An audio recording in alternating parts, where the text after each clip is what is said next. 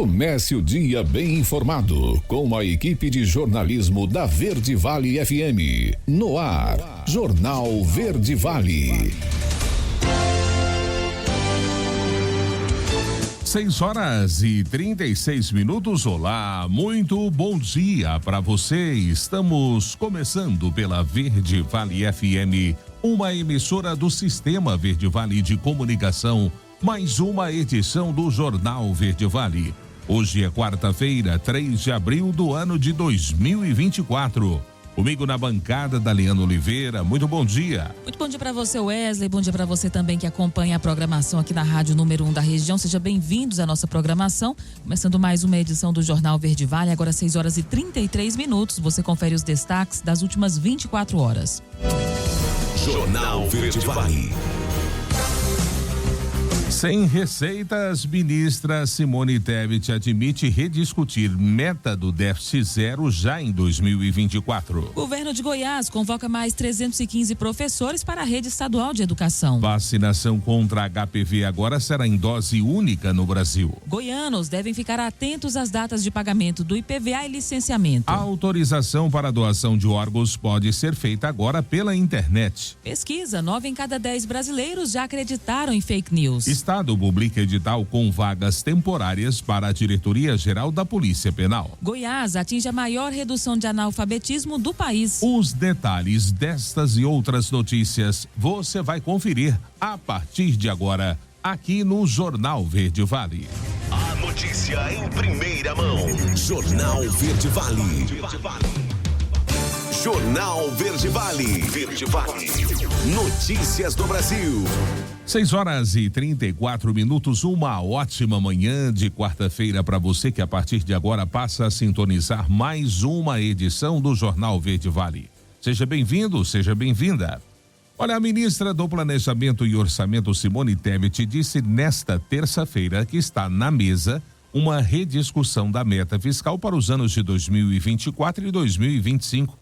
É a primeira vez que o alto escalão do governo Lula admite publicamente essa possibilidade. A equipe econômica do presidente Lula estabeleceu para 2024 a meta de déficit fiscal zero. Há dúvidas sobre o seu cumprimento por agentes do mercado e dentro do próprio governo. É mês a mês que a gente vai avaliar, aqui disse a titular da pasta do planejamento. Para 2025, a meta estabelecida para o novo marco fiscal, ou seja, a nova regra de controle dos gastos públicos, é de um superávit de 0,5 ponto percentual no Produto Interno Bruto. Tebet também afirmou que em maio, no segundo relatório bimestral de avaliação de receitas e despesas, será possível ter uma visão geral sobre o ano corrente.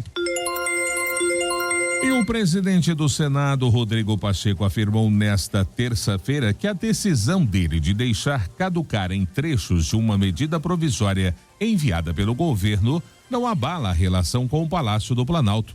Pacheco também disse que isso não foi uma afronta. Na segunda-feira, Pacheco deixou perderem a validade, caducarem nos termos legislativos trechos da MP que reoneravam a folha de pagamento de cerca de 3 mil prefeituras. Esse trecho, defendido pelo Ministério da Fazenda, previa que prefeituras teriam que pagar uma alíquota de 20% sobre a folha de pagamento dos servidores, percentual acima dos atuais 8% previstos em lei. Uma medida provisória perde a validade quando se decorre em 60 dias e ela não é votada nem pela Câmara e nem pelo Senado. Ao permitir que parte sobre os municípios caducasse, Pacheco foi contra a vontade do governo. A equipe econômica contava com a arrecadação dos impostos das prefeituras em cerca de 10 bilhões de reais. E uma pesquisa mostra que 9 em cada 10 brasileiros já acreditaram em fake news. Alexandre Figueiredo é quem traz os detalhes. Quase 9 em cada 10 brasileiros admitem que já acreditaram em notícias falsas. Esse foi o dado revelado por uma pesquisa realizada pelo Instituto Locomotiva, divulgada na segunda-feira. Ainda assim, o levantamento aponta que 62% dos entrevistados confiam na própria capacidade de diferenciar informações falsas de verdadeiras em um conteúdo. A analista de pesquisa do Instituto Locomotiva, Gabriela Menezes, destaca as razões que podem explicar o reconhecimento dos entrevistados sobre o consumo de fake news. Além de ser um tema muito debatido atualmente na mídia como um todo, a gente percebe também que os brasileiros, 8 em cada 10, já conseguem perceber, que há uma rede especializada na disseminação desse tipo de notícia, que há investimento financeiro por trás disso, que é um tema presente na vida dos brasileiros, assim, ao ponto dos brasileiros já reconhecerem isso, né, que já caíram em alguma notícia falsa, como também há grupos que se beneficiam dessas práticas. De acordo com o levantamento, o principal risco detectado é que as pessoas possam eleger maus políticos por conta das notícias falsas, o que soma 26% da preocupação dos entrevistados, seguido da possibilidade de ferir a reputação de alguém por causa das fake news, com 22% das respostas. Para a Gabriela, esses são indicativos de que o consumo de desinformação deve fortalecer uma rotina de checagem, especialmente em um ano eleitoral.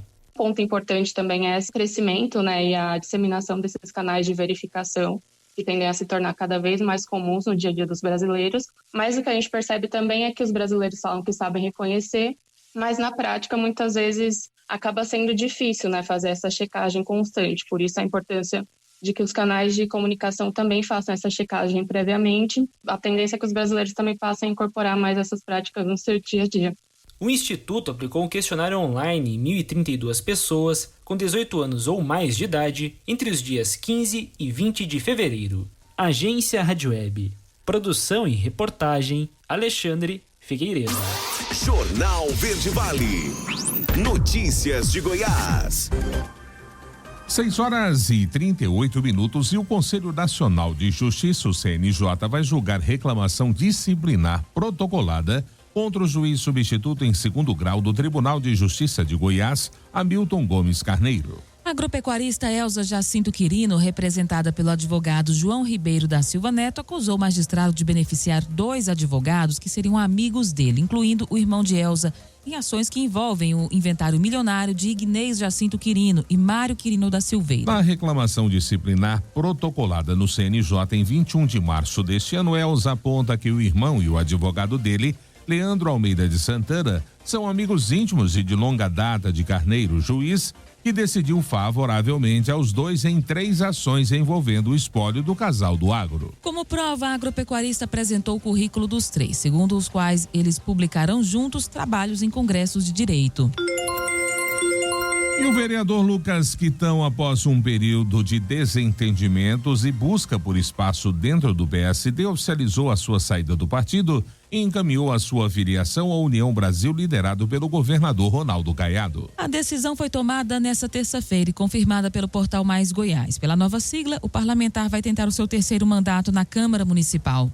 Quitão havia desafiado o senador Vanderlan Cardoso ao lançar a sua pré-candidatura à Prefeitura de Goiânia e solicitar prévias para a definição do candidato do PSD. Diante da falta de resposta do partido à sua solicitação, o vereador optou por buscar novos rumos políticos. Agora o vereador vai caminhar com o novo ungido na base caiadista, o presidente da Federação das Indústrias de Goiás, Sandro Mabel. Nos bastidores especulava-se que Lucas Quitão poderia permanecer no PSD para concorrer à reeleição à Câmara Municipal. No entanto, a incerteza em relação à formação de uma chapa de vereadores competitiva o levou a buscar uma nova agremiação política.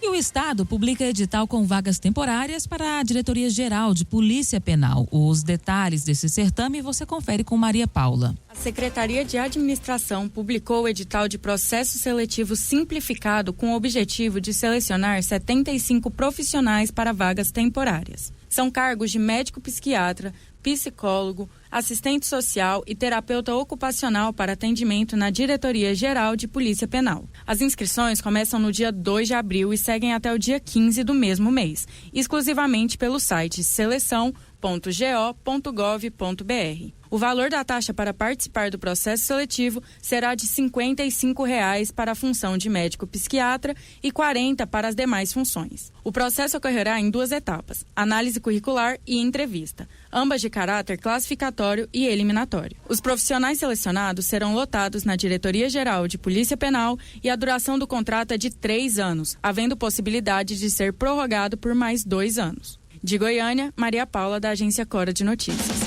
Jornal Verde Vale. Esportes.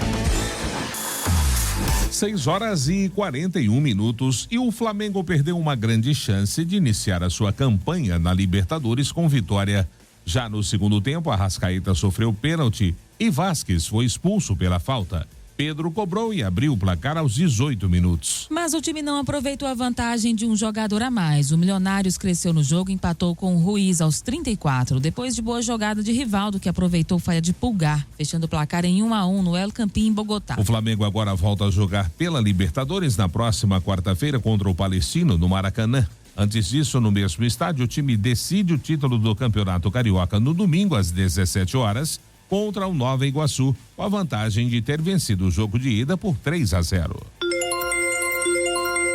E o Grêmio largou com derrota na Libertadores. Nessa terça-feira, com reservas, o tricolor levou 2-0 do The Strongest na altitude de La Paz pela abertura do Grupo C. Ursino e Trivério, um em cada tempo, marcaram os gols do time boliviano no estádio Hernando Siles. Após o jogo da abertura do Grupo C, o Strongest aparece sozinho com 3 pontos na liderança, enquanto que o Grêmio é o lanterna com 0. Nesta quarta-feira, Huacho Pito recebe o Estudiantes no Chile pelo complemento da primeira rodada. O Grêmio volta a campo no sábado, no jogo de volta da final do Gauchão. A partida contra o Juventude acontece às 16h30 na Arena. Já o Strongest tem compromisso pelo Campeonato Boliviano na sexta-feira, diante do San Antônio Bulu-Bulu. Pela Libertadores, o Grêmio estreia em casa na segunda rodada do Grupo C, quando enfrenta o Huacho Picchu na Arena. O Strongest faz o primeiro duelo fora com Estudiantes. Os dois confrontos ocorrem às 19 horas da próxima terça-feira. Jornal Verde Vale. Agronegócios. 6h43. E a terça-feira foi mais um dia de muita volatilidade no mercado brasileiro da soja. As melhores ofertas foram registradas pela manhã, quando o Chicago e o dólar subiam. Os bons preços davam chances aos produtores. Houve negócios limitados devido à reversão do mercado. As tradings reduziram suas ofertas e os negócios travaram. Os preços ficaram de estáveis a mais baixos. No Porto do Rio Grande, o preço foi de R$ 128 para R$ 126 a saca. Em Cascavel, no Paraná, a saca desvalorizou de R$ 118 para R$ 116. No Porto de Paranaguá, o preço decresceu de R$ 126 para R$ 124. Já em Rondonópolis, no Mato Grosso, a saca seguiu a R$ 113.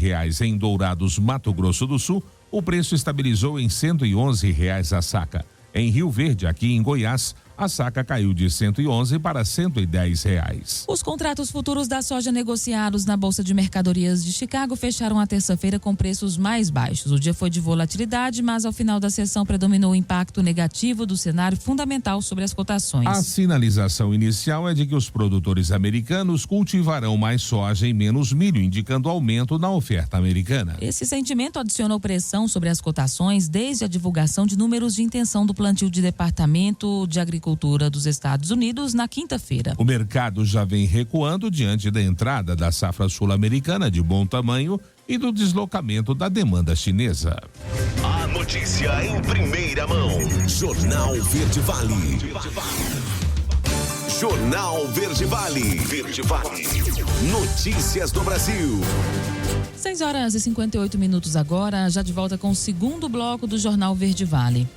A ministra da Saúde, Nízia Trindade, anunciou na noite desta segunda-feira uma mudança na estratégia de vacinação contra o HPV no Brasil. Agora a vacinação será feita em dose única, em contrapartida ao esquema anterior de 2 doses. Essa alteração visa simplificar o processo e aumentar a proteção contra o vírus, que é o principal causador do câncer de colo de útero. A decisão foi embasada em estudos científicos e segue as recomendações da Organização Mundial da Saúde. Com isso, o Brasil busca fortalecer a sua estratégia de imunização, especialmente entre os jovens. Nízia Trindade também fez um apelo aos estados e municípios para realizarem uma busca ativa por jovens com até 19 anos que ainda não tenham recebido nenhuma dose da vacina. Em 2023, foram aplicadas 5.600.000 doses do imunizante, representando um aumento de 42% em relação ao ano anterior. A vacinação contra o HPV no Brasil é indicada para meninos e meninas entre 9 e 14 anos, vítimas de abuso sexual entre 15 e 45 anos, para aqueles que não foram previamente imunizados, pessoas que vivem com HIV, transplantados de órgãos sólidos e de medula óssea e pacientes oncológicos na faixa dos 9 aos 45 anos. Além da mudança na vacinação, o Ministério da Saúde também anunciou em março a incorporação ao Sistema Único de Saúde de um teste inovador para a detecção de HPV em mulheres. Essa tecnologia, baseada em testagem molecular, permite a detecção de vírus e o rastreamento do câncer do colo de útero, com a vantagem de ser realizada a cada 5 anos em comparação ao exame Papa Nicolau, que demanda testes a cada 3 anos. E crescem as denúncias de diferença salarial entre homens e mulheres. E quem traz essa reportagem é Janaína Oliveira. Denúncias feitas ao Ministério Público do Trabalho envolvendo discriminação salarial entre homens e mulheres aumentaram 217% em 2023. Segundo a procuradora do MPT, Ludmila Reis Brito Lopes, o aumento é reflexo da Lei 14.611 de 2023, que trata da igualdade salarial e dos critérios remuneratórios de gênero. Ela garante que o órgão está atento às denúncias e que vai trabalhar para apurar e corrigir as ilegalidades, se constatadas. E isso, com certeza, é o reflexo dessa lei que veio para nos auxiliar. E aí queria aqui dizer do compromisso do Ministério Público do Trabalho para atuar extrajudicialmente no caso das notícias de fato, que são as denúncias que chegam, mas também em parceria com a CIT do Ministério do Trabalho. A Lei de Igualdade Salarial para Homens e Mulheres foi anunciada pelo governo federal no início do ano passado e sancionada em julho de 2023. No entanto, a regra, que já tem previsão na Constituição, não agradou a todos. A Confederação Nacional da Indústria, CNI, e a Confederação Nacional do Comércio de Bens, Serviços e Turismo, CNC, por exemplo, pediram ao Supremo Tribunal Federal que declare a lei inconstitucional. O MPT informou que já está trabalhando com argumentos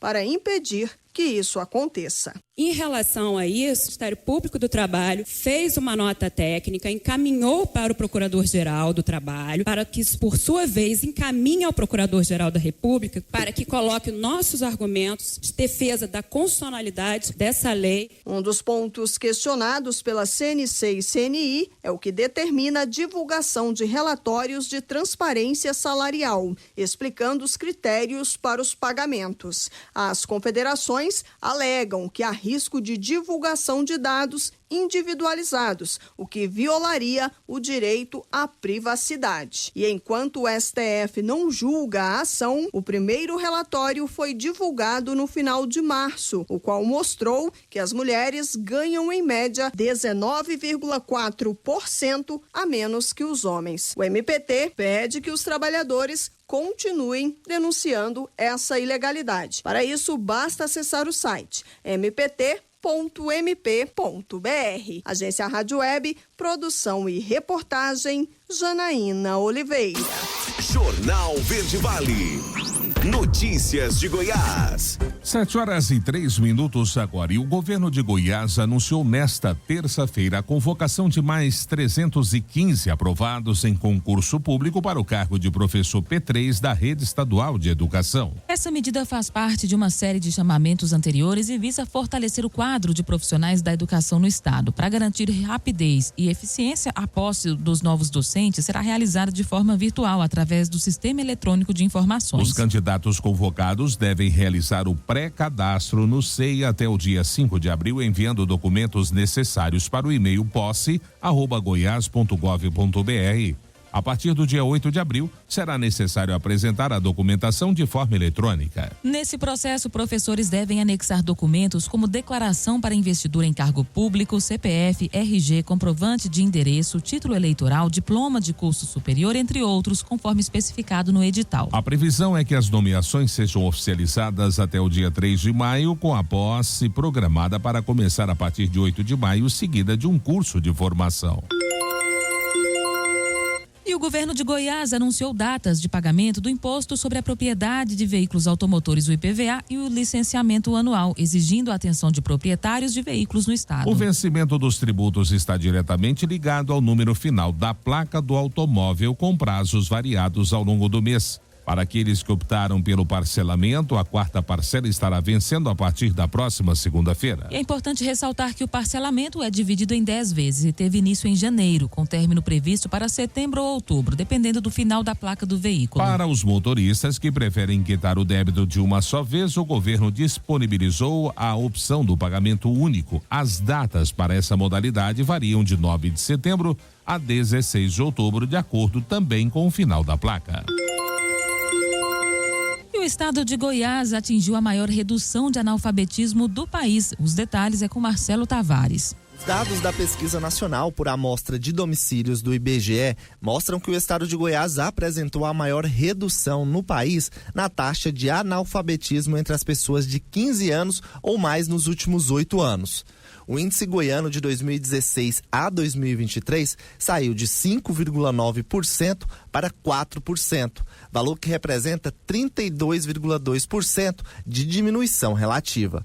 A redução brasileira foi de 19,4% no mesmo período. De acordo com o estudo, a maior redução do analfabetismo ocorreu entre pessoas com mais de 60 anos. Neste grupo, a taxa diminuiu de 24,4% em 2016 para 14,2% em 2023, resultando em uma diferença de 10,2 pontos percentuais.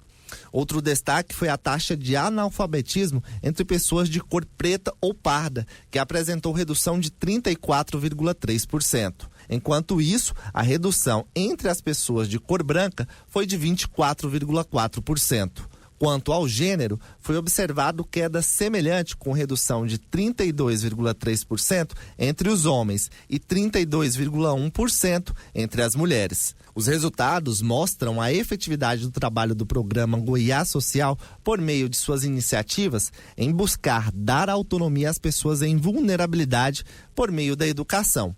De Goiânia, Marcelo Tavares para a agência Cora de Notícias. Jornal Verde Vale. Esportes. 7h07 agora. E o Atlético Paranaense goleou o Esportivo Ameliano na noite desta terça-feira no estádio Nueva-Ola, em Assunção, no Paraguai, em duelo válido pela primeira rodada da fase de grupos da Copa Sul-Americana. Os gols da vitória foram marcados por Mastriani 2 vezes, Apele e Fernandinho. Vera descontou para o time da casa. Com a vitória, o Atlético soma os primeiros 3 pontos no grupo E da competição. O Furacão lidera a chave de forma isolada, já que Raio Zuliano e Danúbio entram em campo somente hoje, quarta-feira. O Furacão decide no próximo sábado em Curitiba o título do Campeonato Paranaense contra o Maringá. A final está marcada para começar às 17 horas de Brasília, na Liga Arena. Pela Sul-Americana, os 2 times voltam a campo na terça-feira da próxima semana. O Atlético vai receber o Raio Zuliano às 21h30. Antes, às 21 horas, o Ameliano visita o Danúbio no Uruguai. E depois de quase 20 dias só de treinos em um amistoso contra o Londrina, o Corinthians voltou às competições nesta terça-feira, mostrou quase nenhuma evolução e estreou na Copa Sul-Americana com um insosso empate por 1-1 contra o Racing do Uruguai no Estádio Centenário, no Montevidéu. Racing e Corinthians ficaram com 1 ponto cada no grupo F, enquanto que o Argentino Júnior salta na liderança com 3 pontos. Já que venceu o Nacional do Paraguai por 3-2 também nesta terça-feira. Corinthians tem a semana cheia para treinar e só volta a campo na próxima terça-feira, quando recebe o Nacional do Paraguai às 19 horas na Neoquímica Arena, pela segunda rodada da fase de grupos da Sul-Americana. Jornal Verde Vale. Agronegócios. E nesta terça-feira, a Associação Brasileira dos Produtores de Soja, a AproSoja Brasil, definiu a sua nova diretoria para os próximos 3 anos. Por unanimidade, o produtor rural Maurício Buffon, ex-presidente da AproSoja Tocantins, foi escolhido para liderar a entidade. Buffon assume o cargo no lugar de Antônio Galvão, que esteve à frente da entidade nos últimos 3 anos. Galvão também presidiu a AproSoja Mato Grosso de 2017 a 2021. Segundo a entidade, a nova diretoria, que toma posse no dia 23 de abril em Brasília, é composta por representantes de praticamente todos os estados brasileiros onde a soja é produzida em larga escala. O mercado físico do boi gordo teve negócios realizados acima das referências médias nesta terça-feira. Segundo o analista de consultoria Safras e Mercado, Fernando Henrique Iglesias, esse movimento segue alinhado à estratégia do pecuarista, que ainda conta com boas convicções de pasto, permitindo cadenciar o ritmo de negócios. Preços da arroba do boi no fechamento desta terça-feira. Em São Paulo, capital, R$ 228. Em Goiânia, R$ 218. Em Uberaba, Minas Gerais, R$ 225.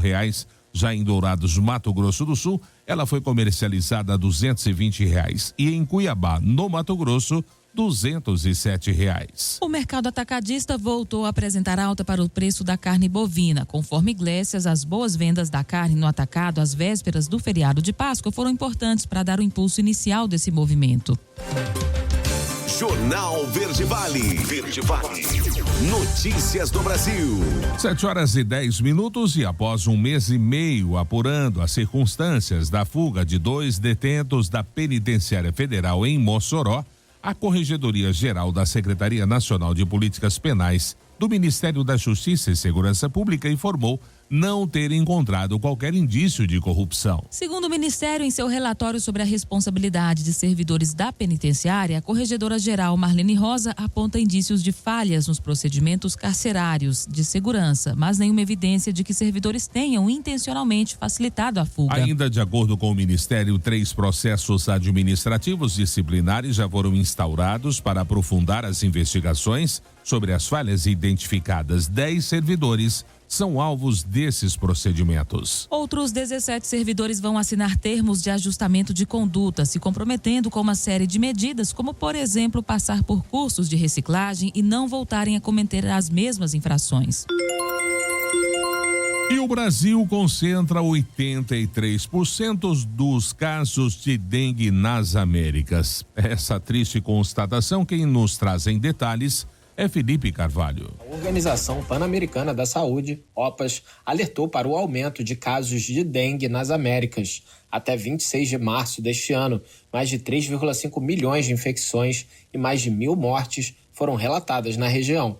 O diretor da OPAS, Jarbas Barbosa, afirmou que isso é motivo de preocupação, pois representa 3 vezes mais casos do que os registrados no mesmo período de 2023. Um ano recorde, com mais de 4,5 milhões de casos registrados na região. A dengue está em alta em toda a América Latina e Caribe, porém, os países mais atingidos são o Brasil, com 83% dos casos, Paraguai, com 5,3% e Argentina, com 3,7%. No entanto, Barbosa alertou que também há um aumento de casos em países como Barbados, Costa Rica, Guadalupe, Guatemala, Martinica e México, onde a transmissão costuma ser maior no segundo semestre. O diretor da OPAS também observou a presença do mosquito vetor e casos em novas áreas geográficas, levantando preocupação de que alguns países podem não estar preparados para enfrentar um aumento na transmissão. Vários fatores ambientais e sociais contribuem para a disseminação da dengue, incluindo o aumento das temperaturas, eventos climáticos extremos e o fenômeno El Niño. O rápido crescimento populacional e a urbanização não planejada também desempenham um papel crucial. Da ONU News, em parceria com a agência Rádio Web, Felipe de Carvalho. 7h13, agora o último intervalo do Jornal Verde Vale desta quarta-feira. No próximo bloco, a autorização para doação de órgãos agora pode ser feita pela internet. O projeto quer isentar igrejas em Goiás de CMS em compras de produtos essenciais. E claro, também espaço para as nossas notícias locais. Não saia daí. A gente volta já, trazendo tudo em detalhes para você. Jornal Verde Vale. Jornal Verde Vale. Verde Vale. Notícias do Brasil. 7h24. Agora estamos de volta com o último bloco do Jornal Verde Vale desta quarta-feira. Olha, os inscritos no concurso público da Caixa Econômica Federal poderão pagar o boleto da taxa de inscrição até o dia 5 de abril. A prorrogação da data limite foi anunciada pela banca organizadora do certame, a Fundação CES Gran Rio, nesta segunda-feira. A data determinada inicialmente era 27 de março. Os valores de taxas variam de acordo com o cargo inscrito. As taxas de inscrição custam R$50 para posições de nível médio e R$65 para nível superior. Os candidatos que solicitaram isenção total de pagamento do valor de inscrição, mas tiveram pedido negado em definitivo em 21 de março, devem igualmente realizar o pagamento integral até a nova data de vencimento. O pagamento do valor de inscrição até a data de vencimento pode ser feito por boleto bancário, por Pix ou pelo QR Code gerado no ato de inscrição ou em qualquer banco, respeitando o horário de funcionamento de agências e também dos correspondentes bancários. A inscrição só será validada após a confirmação do pagamento até a data do vencimento. O pagamento não realizado ou após a data do nascimento implicará no cancelamento da inscrição. O presidente do Supremo Tribunal Federal, ministro Luiz Roberto Barroso, liberou nesta terça-feira para julgamento o processo que trata do foro privilegiado para políticos. O julgamento foi suspenso na semana passada após um pedido de vista de Barroso. A retomada do julgamento virtual será no dia 12 de abril. Até o momento, o placar do julgamento está 5-0 pela ampliação do foro por prerrogativa de função, nome técnico do foro privilegiado. O julgamento vai atingir deputados federais e senadores que respondem a processos na corte. O voto do ministro Gilmar Mendes, relator do caso, está prevalecendo no julgamento. Para o ministro, o foro privilegiado de um político fica mantido se o crime tiver sido cometido durante o exercício da função de parlamentar. Essa é a regra válida atualmente. Contudo, no caso de renúncia, não reeleição ou cassação, o processo seria mantido no STF. Além de Mendes, já votaram no mesmo sentido os ministros Dias Toffoli, Flávio Dino, Cristiano Zanin e Alexandre de Moraes. E o Senado adia a votação do PL que aumenta a pena de crimes das saidinhas. Yuri Hudson é quem traz os detalhes. A Comissão de Segurança Pública do Senado decidiu adiar a análise do projeto de lei que endurece as penas para presos que voltarem a cometer crimes durante as chamadas saídas temporárias. O tema das saidinhas está em alta no Congresso Nacional. O Legislativo aprovou logo no início do ano um projeto de lei que reduz a quantidade de saidinhas para presos e disciplina que elas só poderão ser atendidas a detentos que estejam estudando. A medida agora está na mesa do presidente da República, Luiz Inácio Lula da Silva. O petista tem até o dia 11 do mês de abril para definir se sanciona ou não a proposta. Diante disso, o senador Esperidião Amin, que é relator da matéria e que defende o aumento da pena para esses detentos, preferiu aguardar a decisão do presidente Lula sobre o projeto de lei. Um agravante de pena. Então o projeto eu acho que será analisado por nós com mais propriedade em nome da segurança pública. Na Comissão de Justiça é outro enfoque. Se nós conhecemos a decisão do presidente da República, sancionou, bom, até o nosso espírito vai ficar direcionado para uma posição. Vetou, a nossa postura será outra. A proposta aumenta em 1/3 ou até a metade o total do tempo de prisão para aqueles detentos que cometerem crime durante as saidinhas temporárias. Durante o debate, nenhum governista se manifestou sobre o adiamento da decisão. Agência Rádio Web de Brasília, Yuri Hudson. Jornal Verde Vale. Notícias de Goiás. 7h29. E a partir da terça-feira, quem deseja ser doador de órgãos poderá manifestar e formalizar o seu interesse por meio da autorização eletrônica de doação de órgãos feita de forma digital em qualquer cartório de notas de Goiás. Desenvolvida pelo Colégio Notarial do Brasil, Conselho Federal, entidade que reúne os cartórios de notas de todo o país e regulamentada pelo provimento número 164/24 do Conselho Nacional de Justiça, a autorização eletrônica estará disponível gratuitamente pelo site e por meio da Central Nacional de Doadores de Órgãos, que ficará disponível para consulta via CPF do falecido pelos responsáveis do Sistema Nacional de Transplantes do Ministério da Saúde. Pela legislação vigente, quem autoriza a doação em caso de morte encefálica é a família do cidadão, que precisava estar ciente da intenção da pessoa em doar os seus órgãos ou tecidos. Com o AEDO, essa manifestação de vontade fica registrada dentro de uma base de dados acessada pelos profissionais da saúde, que terão em mãos a comprovação do desejo do falecido para apresentar à família no momento do óbito. De acordo com o presidente do Colégio Notarial do Brasil, Seção Goiás, Alex Valadares, com documentos goianos poderão manifestar o seu nobre gesto de solidariedade, expressando o desejo de ajudar ao próximo mesmo após o fim de suas vidas terrenas. E o presidente da Assembleia Legislativa de Goiás, deputado estadual Bruno Peixoto, apresentou um projeto que visa isentar igrejas, templos de qualquer culto e entidades beneficentes de assistências sociais sem fins lucrativos da cobrança do imposto sobre operações relativas ao ICMS e também na compra de produtos essenciais. O texto ainda está na Comissão de Constituição e Justiça. Segundo ele, o cunho religioso e social dessas instituições, por finalidade estatuária, não visa lucro. Assim, esse grupo não se encontra inserido em um contexto de atividade típica de sociedades empresárias que praticam atos de comércio. Para o parlamentar, a medida envolve o respeito à liberdade religiosa e a promoção de políticos de desenvolvimento social. Ainda reforça que a isenção permitirá aos templos manterem as atividades de apoio às comunidades carentes. Sandro Mabel anuncia pré-candidatura a prefeito de Goiânia com apoio do governador Ronaldo Caiado. A reportagem é com Janda Nayara. A pré-candidatura foi anunciada em entrevista coletiva realizada de forma online. Segundo o governador Ronaldo Caiado, o nome do atual presidente da FIEG, Sandro Mabel, foi um pedido dele. O Sandro realmente esteve aqui em Palácio para poder participar de uma reunião sobre a projeção do estado de Goiás nesses últimos 6 anos. E no final da reunião, tá certo?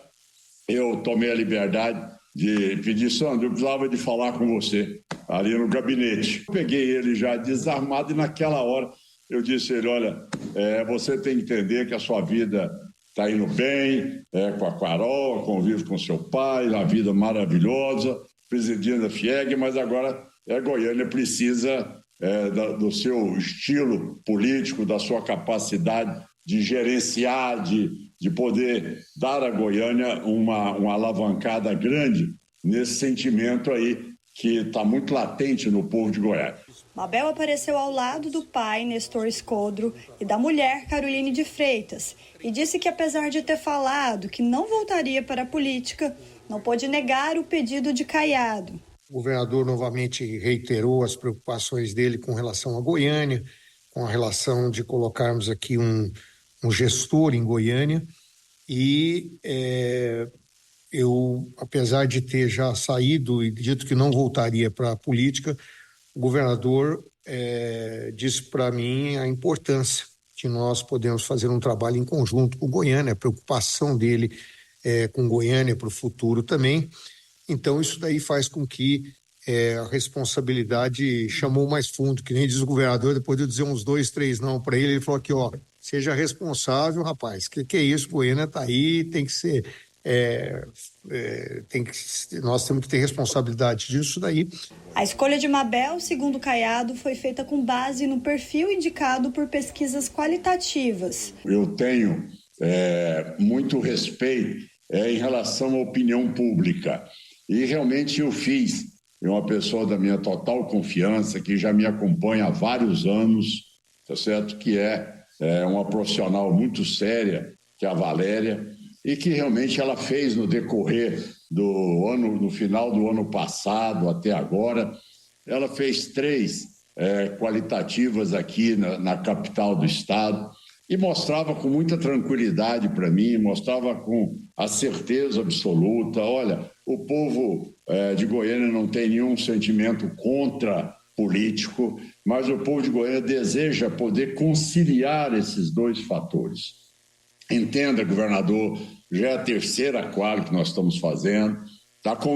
A convergência é a apresentação de um candidato a prefeito que tem essas credenciais, que tem a capacidade de implementar, transformar, criar, alavancar o nome do Estado, levantar o Estado, lutar para que o Estado seja visto por intermédio das lideranças que o representam. Sobre a construção da base, Caiado e Mabel garantiram que vão articular com todos os partidos. Nós temos aí uma convergência enorme de várias outras lideranças que, sem dúvida nenhuma, elas virão e que nós estamos conversando com todos e que, sem dúvida, nós vamos fazer com que haja um sentimento de resgate daquilo que é uma parceria sempre, ele sabe disso, a parceria com o governo de Goiás, mas um resultado final para a população. Janda Nayara, da Agência Brasil Central. Jornal Verde Vale. Agronegócios. 7h35 agora. E o destino da soja brasileira continua sendo objeto de análise e discussão entre especialistas. A concentração das vendas para a China, por um lado, é vital para a economia brasileira, com um importante parceiro comercial, mas, por outro lado, preocupa devido à dependência excessiva deste mercado. Segundo dados do Ministério do Desenvolvimento, Indústria, Comércio e Serviços, a participação do gigante asiático nas exportações da oleaginosa brasileira permanece sólida. No quadro agroesporte, o tema ganhou destaque com Giovanni Ferreira, que abordou a necessidade do Brasil pela demanda chinesa em produtos chaves como a soja em evidência. A discussão girou em torno da percepção de que a demanda chinesa estaria diminuindo e que o país estaria se voltando para aumentar sua produção interna, reduzindo a dependência de importações de soja brasileira. E a terça-feira chegou ao seu final com os preços futuros do milho, contabilizando movimentações negativas na Bolsa Brasileira. As principais cotações recuaram quase 1% e flutuaram na faixa entre R$ 58,95 e R$ 63,38. O vencimento maio 24 foi cotado a 58,95, uma desvalorização de 0,92%. O julho 24 valeu R$ 59,45, com queda de 0,25%. Setembro 24 foi negociado por R$ 60,85, com perda de 0,25%. E o novembro 24 teve o valor de R$ 63,38, uma baixa de 0,74%. Para o analista de mercado da Brandalize Consult, Vlamir Brandalize, a Bolsa Brasileira vai tentando segurar as cotações do milho futuro na faixa entre R$ 60 e R$ 64, já que ainda temos muita indefinição sobre como vai ser a segunda safra do milho aqui no Brasil. Jornal Verde Vale. Esportes. 7h37 e Belgrano e Inter ficaram no 0-0 na noite dessa terça-feira no Mário Kempes. O Colorado até teve chance com Rafael Borré, mas o colombiano falhou. Uma delas ainda no primeiro tempo, quando foi enganado pelo quique da bola e acabou travado. Já no fim da partida, o camisa 19 cabeceou dentro da área em cima de Chico. Os argentinos incomodaram com o Passerini na etapa final, mas mandaram para fora. A resposta desejada pelos brasileiros após o fracasso no Gauchão não veio e o time abriu a Sul-Americana ainda em débito. Com o resultado, Inter e Belgrano iniciam o grupo C com 1 ponto cada. O Inter volta a campo no dia 10 de outubro, quando recebe o Real Tomayopo no Beira-Rio às 21 horas. Já o Belgrano mede forças com o Delfim em Manta, no Equador, no dia 11. 5 dias antes, no entanto, volta a atuar pela Copa de La Liga Argentina, quando enfrenta o Unión. 7h38 e a defesa de Gabigol entrou nesta terça-feira na Corte Arbitral do Esporte com um pedido de efeito suspensivo para dar condições de jogo ao atacante do Flamengo. A informação foi publicada pela ESPN. No último dia 25, o Tribunal de Justiça Desportiva Antidopagem decidiu suspender Gabigol até o dia 7 de abril de 2025, por tentativa de fraude de exame antidoping feito no dia 8 de abril de 2023. A expectativa de defesa do jogador é de que a apreciação do pedido de efeito suspensivo aconteça entre 10 e 15 dias. 3 árbitros participam do julgamento da peça, um indicado pelo Flamengo, outro indicado pela Autoridade Brasileira de Controle de Dopagem e outro pelo caso. O pedido é que o processo seja analisado com celeridade, já que uma eventual perda de tempo pode fazer com que Gabigol cumpra grande parte ou até mesmo todo o período de suspensão que lhe fora imposta. No pedido de efeito suspensivo que visa dar condições de jogos a Gabigol o mais rapidamente possível, a defesa do atacante antecipa de forma resumida as razões que vai utilizar posteriormente no recurso, peça jurídica com a qual tentará a anulação da suspensão. Ainda na defesa, o escritório de Bichara e Mota cita o fato de o julgamento de Gabigol ter sido apertado com o placar de 5 votos favoráveis à suspensão e 4 contrários. Crime no futebol. O Senado vai abrir uma CPI da manipulação. Quem fala a respeito dessa CPI é Daniela Esperon. As declarações do dono da SAF do Botafogo, John Textor, sobre jogadores do São Paulo envolvidos em manipulação de resultados no futebol brasileiro vem dando o que falar nos bastidores do mundo da bola. Tanto que o presidente do Clube Paulista, Júlio Casares, chamou Textor de irresponsável e reforçou que pretende levar o caso às justiças desportiva e comum. O São Paulo tomará e está tomando medidas práticas, objetivas, junto ao STJD, junto à esfera civil e junto à esfera criminal. É lamentável que instituições importantes do nosso futebol sejam atingidas por um ato impensado, irresponsável e sem nenhuma conotação ao Botafogo. Ele é dono de uma SAF. O Botafogo, como instituição, tem o nosso respeito, a nossa admiração. Fica aqui a posição do São Paulo de repudiar tal medida, de repudiar tal declaração, atitude que não ajuda o futebol, não contribui ao futebol. O São Paulo já tinha se manifestado contra as falas do mandatário do Alvinegro sobre corrupção no futebol desde o início. Mas o que levou o tricolor a entrar na justiça foi a nota que Textor divulgou dizendo que 5 jogadores do São Paulo participaram de uma fraude para manipular o resultado do clássico contra o Palmeiras no ano passado, onde terminou 5-0 para o Alviverde. A situação tomou tal proporção que o Senado vai abrir este mês uma CPI da manipulação dos jogos de futebol e o primeiro a ser ouvido será John Textor. A investigação será em cima das 109 partidas disputadas em 2023. Vale ressaltar que Textor ficou de apresentar provas de manipulação de arbitragem até o dia 15 de abril. E se não apresentar nenhuma, vai ser condenado a uma suspensão de 120 dias e dentro desse período ele não poderá assinar nada pelo Botafogo. Por isso que ele vai ser o primeiro a ser ouvido na CPI. Agência Rádio Web com informações da corrupção no futebol. Daniela Esperon.